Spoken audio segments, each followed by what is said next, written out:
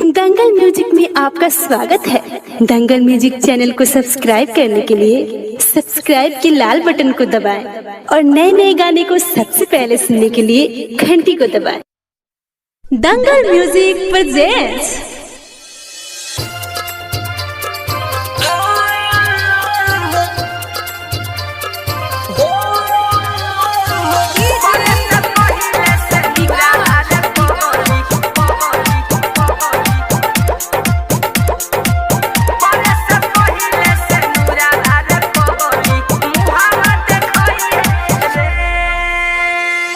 Recording by DJ Vikas Raj studio.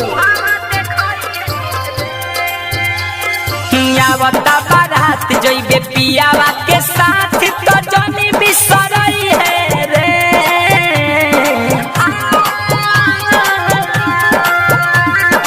आवता बारात जइबे पियावा के साथ